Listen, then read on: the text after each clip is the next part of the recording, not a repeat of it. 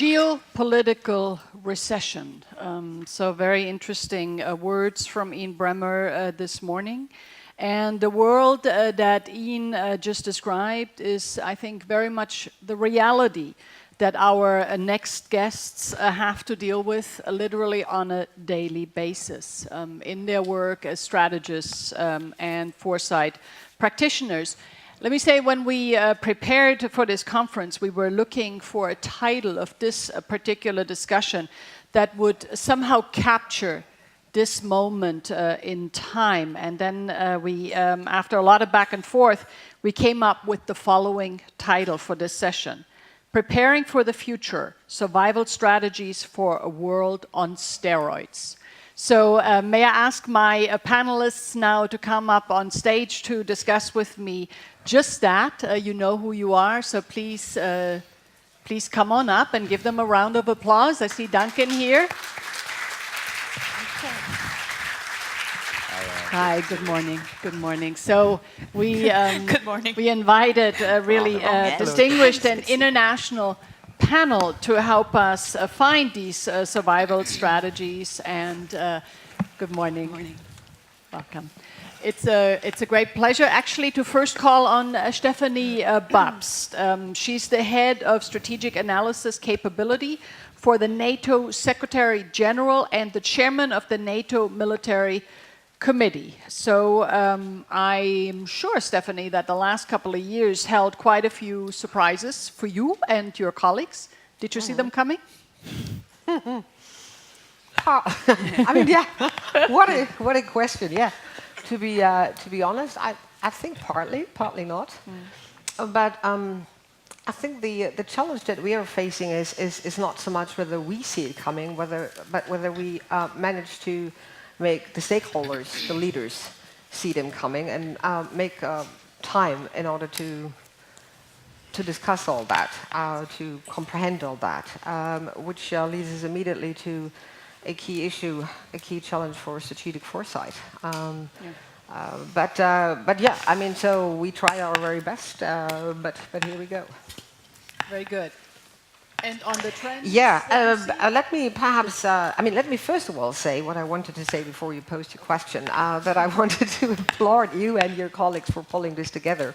I think it's really an excellent program, and I'm very, very excited about diving into this, this conference today and tomorrow. While listening to Ian, I must admit I'm inclined to agree with much of what he said in terms of describing the current status quo. The state of affairs, so to speak, but representing an organization that is comprised of some 29 member countries who all have a slightly different worldview and a different take on what they think they see. Perhaps let me just point or highlight rather 2 or 3 of the issues that I think are in particular concern for NATO. And if I can also make that parenthesis, I think talking about strategic foresight and global trends is another wonderful illustration of our growing relationship between the 2 organizations, namely NATO and the European Union. So what are the 3 core issues that I think should concern the allies? The number 1 is certainly what Ian and also others have described this morning, which is that power has become so diffuse. And indeed, we are concerned with the rise of those assertive powers who not only seem to challenge liberal norms, but also put with their policies strain on government, national governance, but also international governance. Clearly, our number 1, let's say, challenge is Russia, and my assumption is that Russia will continue to challenge NATO member countries for some time to come with what I would call a C4 approach. And the C4 approach is a mixture of challenging and competing with us, but it's also a component there which is pretty much related to coercion, military coercion, and at the same time there is a notion of being prepared to cooperate with us. Which makes it difficult to grasp, really, I mean, how we should formulate policies vis-à-vis that. But it's not only Russia, I think it's also China, it's very much Iran, which has assumed a key role in our southern vicinity. So I would certainly side with all those who say dealing with these new and not so old powers, emerging powers, is really a challenge for policymakers. The number two issue that I would like to highlight is very much related to the issue of technological innovation. Yes, technological innovation can be, and has been, and probably still is, a good news for businesses, for people, for our daily lives. But at the same time, it is also a concern. It has turned out to be a concern, not only because of the repercussions that, in particular, the big tech companies have when it comes to driving automation, artificial intelligence, and information technologies, but also when it comes to their, let's say, sense of political responsibility. Some weeks ago, I was at a very interesting conversation with a number of those people representing high-tech companies from Silicon Valley. And our debate circled around the question whether one fine day a Google or a Facebook or any of these companies should have a seat at the United Nations Security Council. How should we make them responsible? How, can we make them actually also politically responsible, not only for driving our technological innovation and perhaps push back on privatization and data accumulation, but also bring them more on board when it comes to political decision making. So I think this is really an issue that policymakers would need to address. And the third one I would like to single out very quickly is the nexus between what I would call ungoverned spaces in our neighborhood. And I look particularly at our southern flank in the Middle East and North Africa. I look at terrorism, which in my humble view is here to stay for some time to come. It's not going to go away. But it will continue to change its strategies and its approaches, and it's likely to become much more leaderless than we have seen that in the past. And so we have this phenomenon on the one side, but we also have a growing importance of cybercrime and cyber terrorism. So I'm particularly worried about this nexus. I stop here. Excellent. Thank you. Thank you so much, Stefanie. I mean, really spot on. Diffuse power, technological innovation, you call it very kindly, even though there has been, I think, a little bit of a feeling that we're seeing now some trends that are potentially very negative and ungoverned spaces, including in the internet. So very, very interesting. Thank you so much. I will turn around now and speak to Puruesh Chaudhary. She is the founder of the Foresight Lab in Pakistan.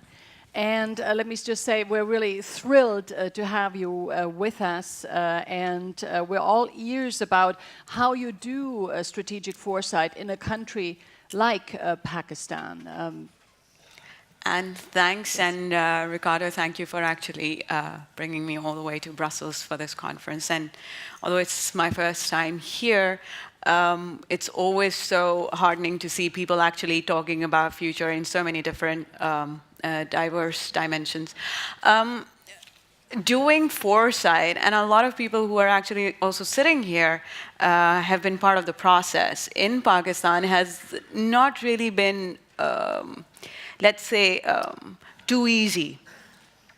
So basically saying that what kind of approaches were actually required to do any level of strategic foresight or futures research work in Pakistan or in the region had to do with fundamentally the kind of players that were being involved in the process. So at a state institutional level, there isn't much foresight happening. So how do we change that? How do we deal with people who are genuinely interested? So basically, the first approach that I had to take personally was to be engaging with people who are much more willing to do foresight work. And that I found that while establishing this facilitative platform, the Foresight Lab, we had to engage with multiple universities across the country. So that was the first step. So we have a nationwide representation of academia, which is working on 30 to 32 different variables or indicators in socioeconomic development. So they're looking at each of these variables in terms of how they're, and this is the data part, and this is where the data and AI comes in.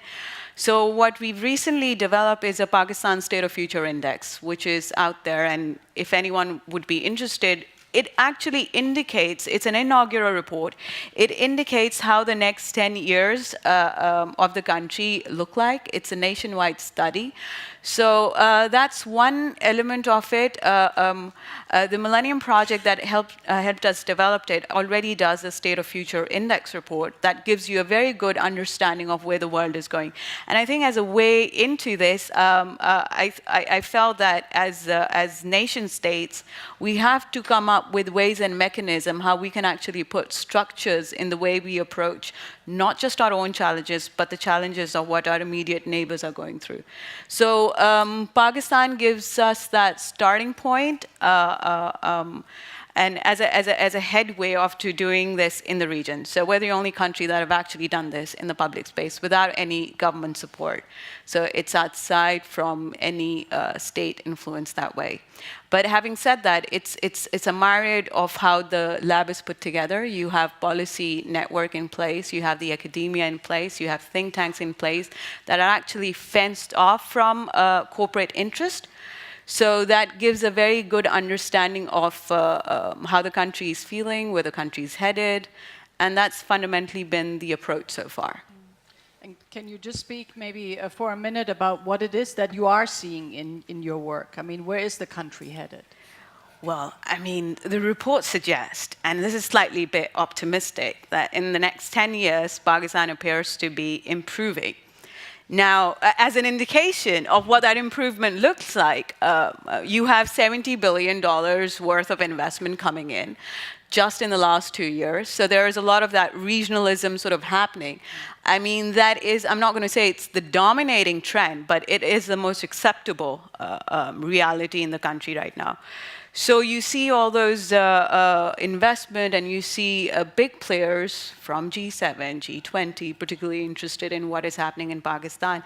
And what is changing from within, I feel that there is now a much more greater sense, and I could be wrong because things change in Foresight.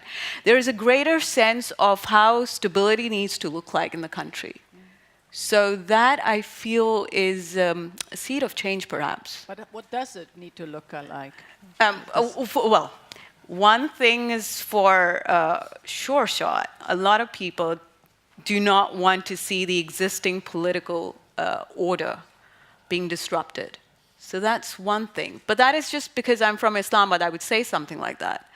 But genuinely, if you go into villages, and there are thousands of villages in the country. A lot of that we've not been able to gather enough foresight work, considering the fact that foresight is very recent in the country.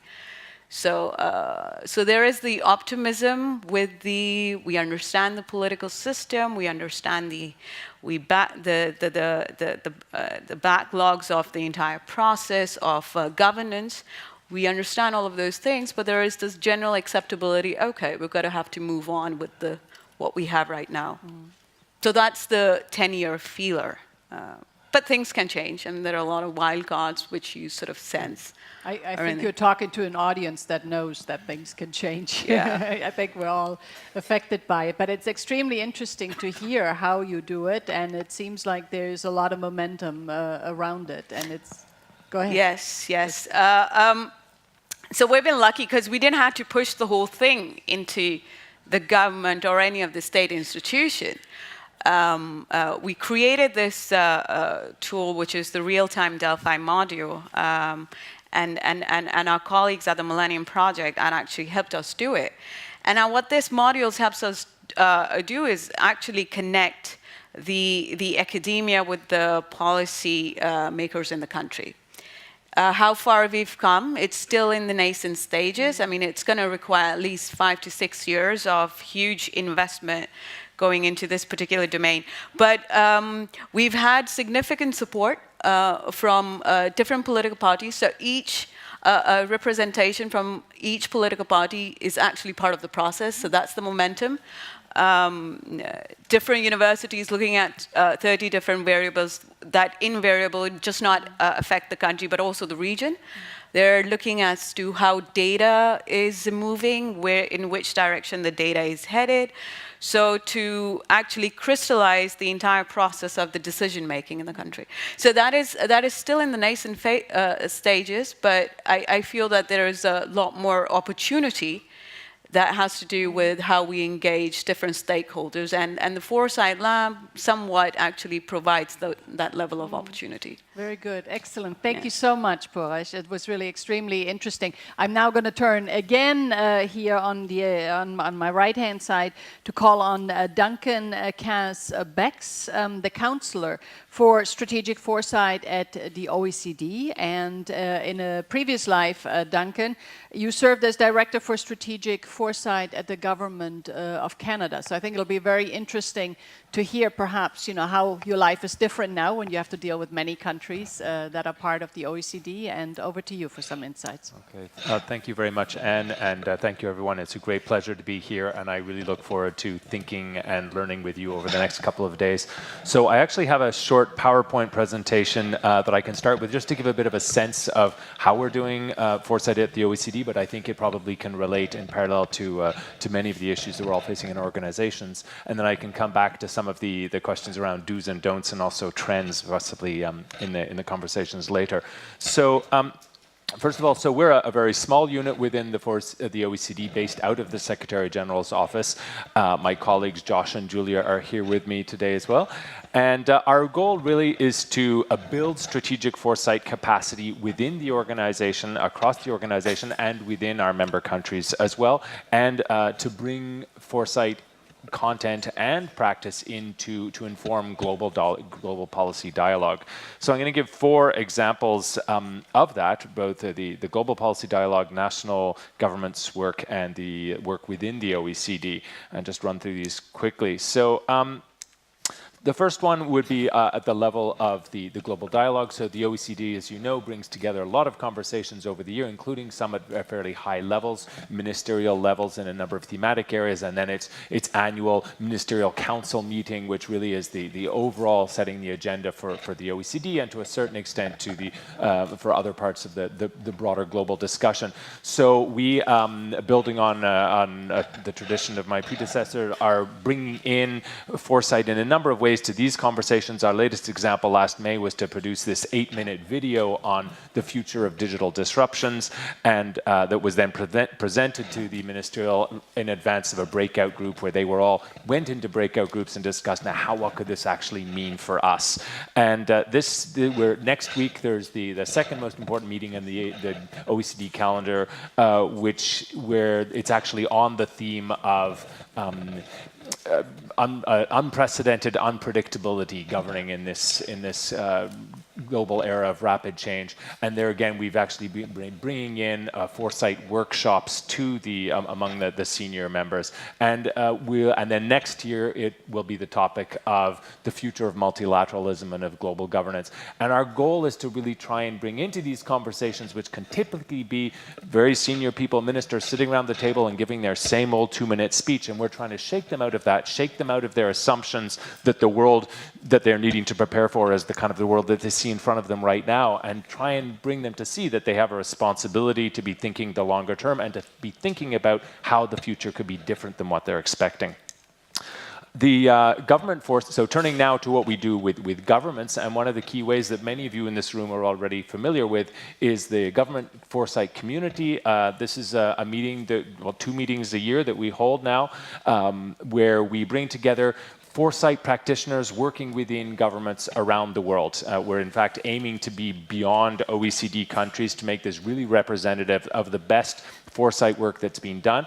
And this has got a few purposes. It's really, first and foremost, to strengthen a community itself, to build the capacity of all those members to sort of come together, share their best practices, share their struggles with what's working and what's not, share best ideas on trends and so forth, not unlike today. But then also to be that source to be bringing the best ideas from the world into the OECD and into the conversations that we're at the center of. We're always open to new members here, so I'll put out that pitch as well. Then we also work, actually, just before I move on from that, just to say, we're also working at the higher level as well, because this is the level of the practitioners, but we realize that what really needs to happen in the world now is that governments everywhere realize that they need to redesign their government structures and processes to be better able to adapt to the kind of rapid, potentially accelerating changes that we're seeing now. So now we're now also working at the centers of government level to try and get that level to also understand the need to build foresight, to mainstream foresight across their organizations. Then we also work with individual countries. So a recent example is Slovakia, where we've been helping them with their 2030 agenda. Our key message to them, and they've been very receptive, is that if you're going to design a vision for 2030, you need to not be thinking about, you need to be thinking more broadly about how the world of 2030 could look different from what we're expecting. Otherwise, your vision will look very much like a vision for 2017. So we're helping them break out and to consider a range of plausible alternatives that they can use as a basis for then designing a really more robust and forward-looking vision. And finally, I would point to our work within the OECD itself. So this is where we invest a lot of our time. We work closely with directorates, and for many of you in national governments, this would be the equivalent of working, with your departments.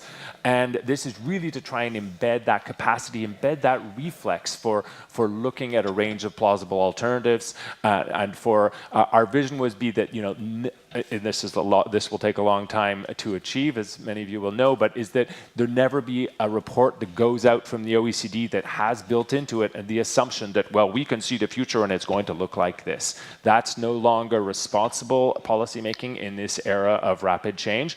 We need to be embedding everywhere a consideration of multiple plausible alternatives. So we're attempting to do that in a number of ways with directorates, with committees, with our network across the organization. One of the key ways we've been taking advantage of this year is the OECD has a very big initiative called the Going Digital, which is really looking at the impact of the digital transformation across all areas of policy, from investment to tax to healthcare to jobs and learning, of course, in all areas, realizing it could be transforming it.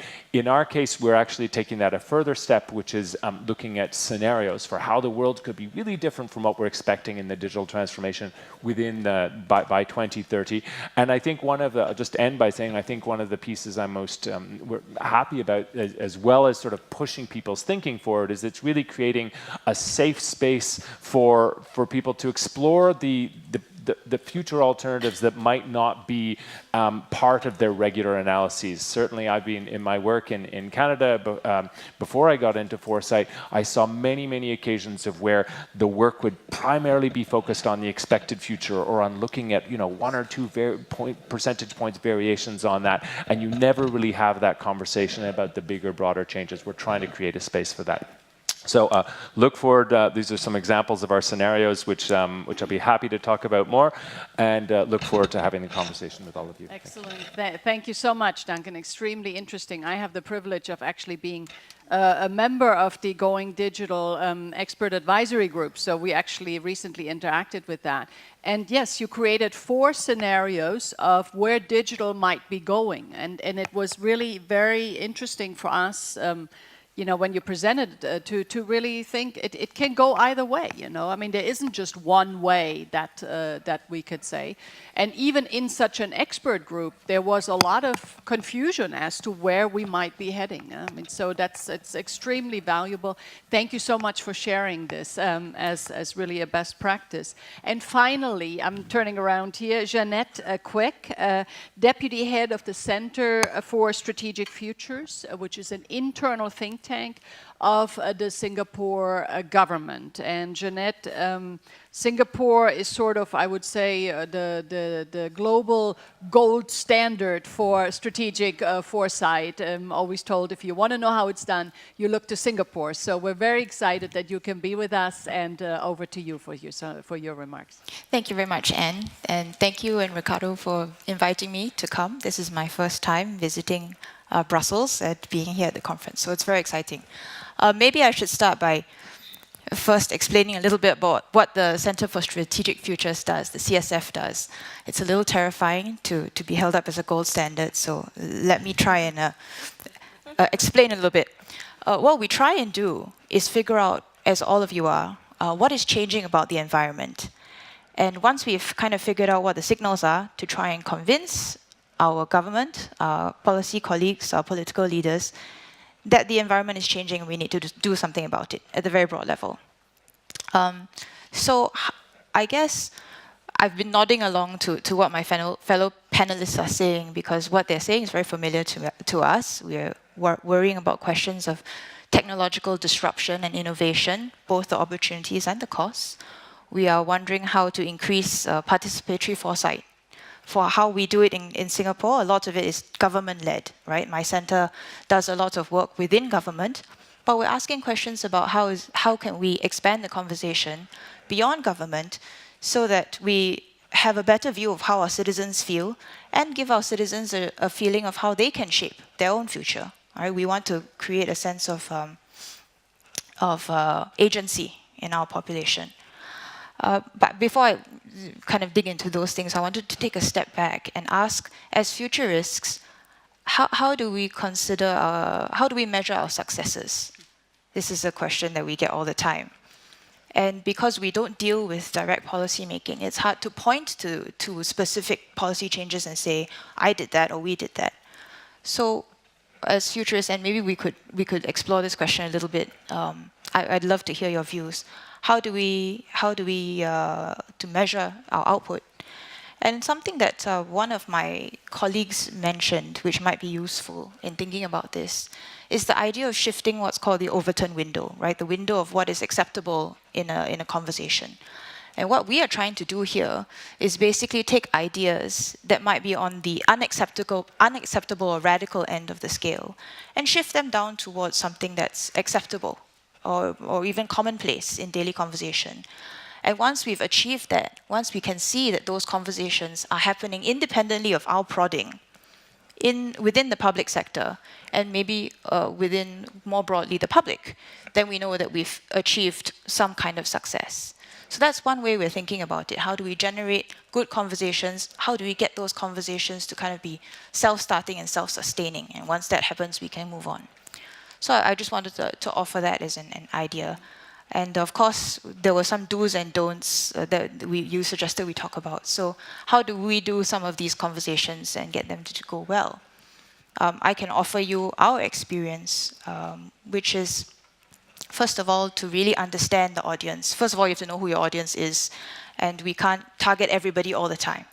So we have to understand who is it that we're trying to convince, really understand where the blockages are, where their blind spots are, and try and find gentle ways to provoke a conversation. And that's part two. We call it a more drip-feed approach, where you present the information in small pieces. We say, this is a preliminary investigation. These are preliminary thoughts. Can we get your ideas? I'm smiling at Aaron because Aaron puts it as get everybody's grubby fingers all over it, right? Get people to discuss the ideas as preliminary ideas. I'm taking your input, I'm seeking your insights.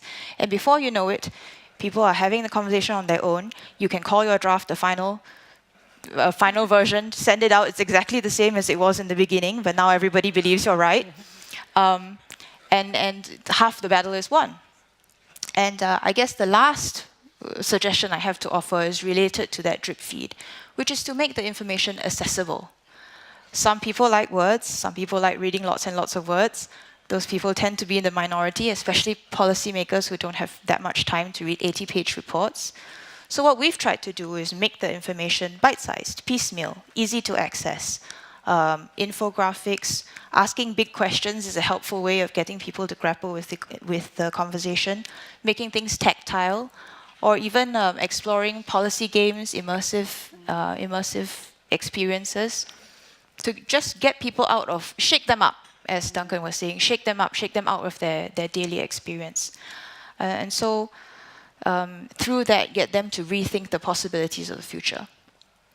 Excellent. Thank you so much. I mean, it's really fascinating to listen to all of you. We're almost out of time, but I wanted to do just a quick round, and really quite selfishly, I already mentioned in the opening remarks that we are planning a new study on global trends 2035. And I want, in 1 minute or less from each of you, advice, sort of, what is the trend we should be paying more attention to than we are currently doing? And secondly, on the how. You said we need to shake them up. Others have said we need to mainstream this. I think we all agree, but how? If you do have any sort of secret sauce on the how, we would be extremely grateful. So on the trend we should pay more attention to, and on the how. Stefanie, 1 minute or less.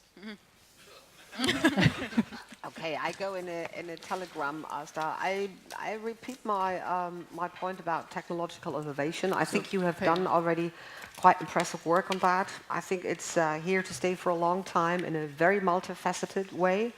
So I would put my finger on that. Coming from NATO. Yeah, is it? Yeah. And my how, again, this reflects very much my day-to-day struggling with getting attention on strategic foresight, make it as digestible and operational as possible for the policymakers. Make it digestible. So make it easy. Make it, I mean, not necessarily intellectually easy, but don't scare customers off. I mean, by presenting long-term, comprehensive stuff that they can't digest. Yeah. I mean, they need to make it operational. Very, very good point. Both excellent points. And I said before, my mic wasn't on, but interesting that coming from NATO, this very strong emphasis on technological disruption and what's happening in digital. So I took note of that. Puruesh, from the perspective of Pakistan, what would you recommend? No, I think the way that we're doing this, so there is the tech, and I agree with Ian Brenmer's closing note also. So big data and artificial intelligence is actually the way to make sense in a world which is so, we consider it volatile, and we live in our own fears and assumptions, and therefore a lot of that drives our decision making at times. But to get a better sense of things and make the information as palatable, especially when it comes to foresight, I think big data and AI is the way to do it. This is the kind of approach we would need, at least in the region that I'm coming from, and therefore making it as a gateway of, or perhaps a pathway, an alternative pathway of engaging as and when this regionalization sort of comes to full force. And on the how? Well, I can do the bit of a selling part. Like Foresight Lab, I would consider is one of the ways to do it, and making sure that I mean, I understand a lot of government officials sort of sit here, but one way of I feel that how I have managed to do it is keeping it away from the government, but keeping the political considerations in my mind, taking it easy, not get bogged down by various political parties. So I think as much of foresight work using data you can do in public space is the way forward, of at least the way I feel that it's the way forward on doing it. Very good. That's actually an extremely important point you make about sort of a little bit of distance from government, because it can be very tricky within government to sort of have these places that think completely out of the box, that, you know, have some very, very sort of visions that push the envelope. So that can be difficult to do. So perhaps you're right that some of this may better be done in collaboration with governments, but also with a degree of distance. So very interesting. Duncan, over to you. Okay, thank you. So 3 quick whats and 3 quick hows. So on the what side, I really think it is a technology that's generating the most uncertainty now. Not to say that trends like population and environment and migration aren't important, but the technology is moving so quickly. So I think we need to break that down. And I'd see 3, just to give 3 examples, looking forward to 2035, in fact. So one is, what is the evolution going to be of the concentration we're seeing around the large large global digital platforms right now. Someone mentioned, I think you mentioned another weak signal. Another weak signal we've had is that Denmark has recently named an ambassador to Silicon Valley. And I think the question can be, I mean, maybe the world will regulate and respond and break up these groups. Maybe they will be broken up by the forces of technology themselves that disrupt them and new players enter. But there's a plausible scenario where we find ourselves in a world with 8 to 10 global everything companies that are acting as these platforms. And if the primary concern there is about what that means for the future of global governance and of global democracy, then the question is, well, what are the ways of actually bringing these players into the system in a ways that they can be part of a global democratic governance overall? A second one is the question of privacy.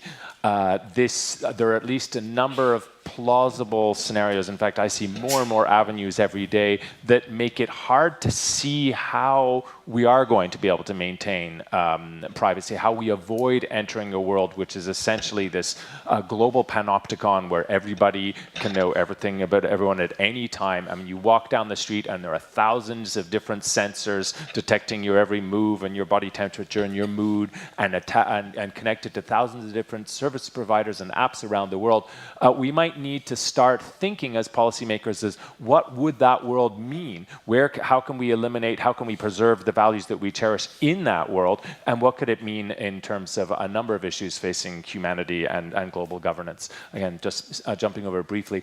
The third one I want to touch on is artificial general intelligence, and then soon after that, artificial superintelligence emerging, where the AI is to us as we are to ants. Now, this is something that's not necessarily within the 2035 timeframe. Most of the world's experts see this as more. I think the median view is that it would be around 2050. However, to solve the alignment problem, the control problem, requires it could be the most important and most difficult task that humanity will face, and that means starting work on it now, but also thinking what that will mean for the rest of our global governance and structures and our approaches now. So again, much longer conversation. Just quickly on the three hows, I just say really important to focus beyond the expected future. Still too much foresight I see is based on forecasting, is based on megatrends that everyone already knows. We've really got to shake things up and look at how things really challenge our expectations and the expectations of policymakers. Second, it's a participatory sport. Foresight has to be done. It can't just be done as a presentation. Here is the future according to our crystal ball. It works best, it works only by engaging everyone from senior policy officials, politicians, all the way down and around in an actual conversation, getting their brains to think through how the world could be different. So if you're not, that's the way that one really needs to do foresight to be effective.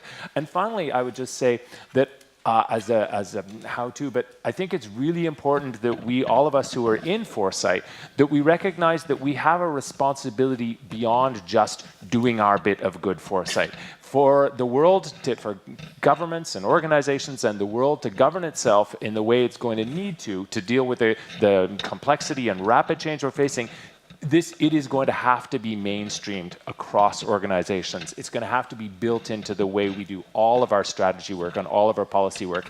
And as champions, as foresight practitioners, you have a responsibility to be building that, to be thinking how to push it across your organizations, as well as doing great work in your own area. So thank you very much. Interesting. Thank you so much, Duncan. You're now the third person who says technology, technology, technology. So let me, a quick correction on the Danish colleague. He is the tech ambassador of the world, and they have three. I met him, so that I can say this. So there will be 3 hubs. He will be mostly based in Silicon Valley, but there'll be a hub in Beijing and obviously also in Copenhagen. But the novelty is really it's the first tech ambassador. So very interesting. On your point on privacy and moving over to Jeanette, I have a former colleague who wrote very enthusiastically that now when you go through the Singapore airport, you no longer have to show any documents because of facial recognition. You just can walk straight through. I don't know if that's true or science fiction, but is it in Dubai? Yeah. Very good. So, but this is starting to happen, that you no longer have to show any documents, but it's facial recognition.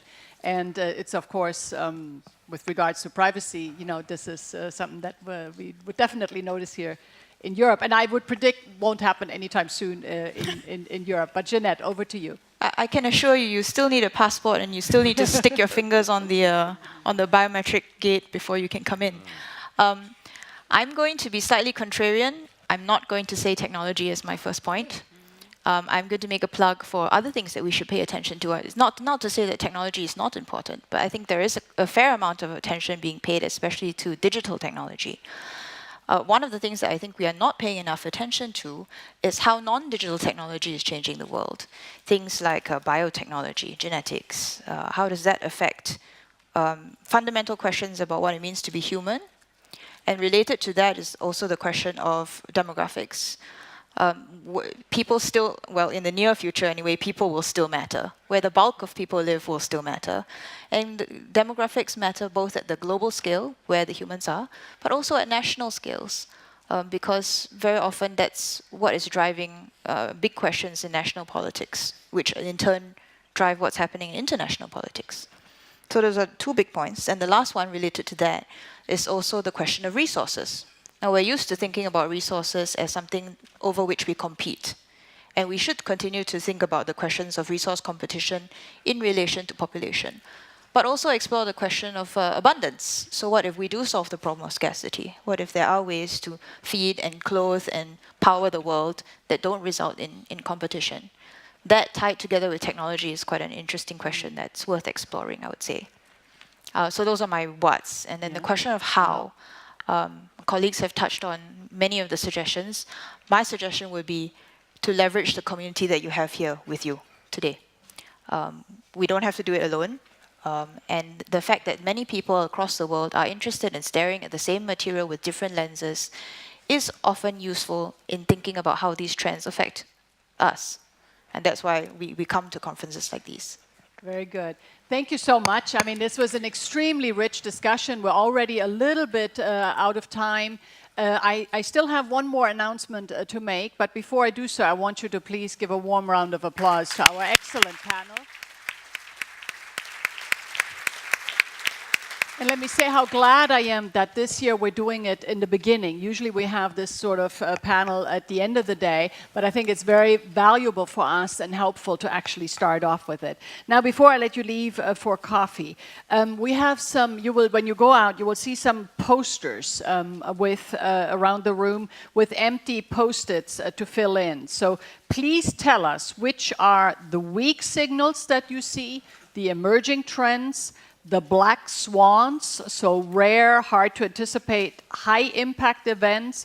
The black elephants, these are known evolving risks that we fail to address, but that you foresee. And later in the day, you can also tell us about your key takeaways. And the posters will also be available during lunch. And I would really, really encourage you to please contribute to it, because we want to make this next phase of the report that we are drafting to make it very inclusive, sort of crowdsource ideas. So we're extremely interested. So please, if you have a moment, take the time to share with us what you see ahead. And I promise you, it will be taken into account, and we will really study what you will tell us. That's all. I'm the one who's standing between you and coffee. I have good news and bad news. The good news is it was a fascinating morning. Thank you so much. The bad news is you will have to drink your coffee a little bit faster than ordinarily anticipated. I give you maybe 20 minutes or so. Before you leave, one more round of applause for our panelists, please. Thank you.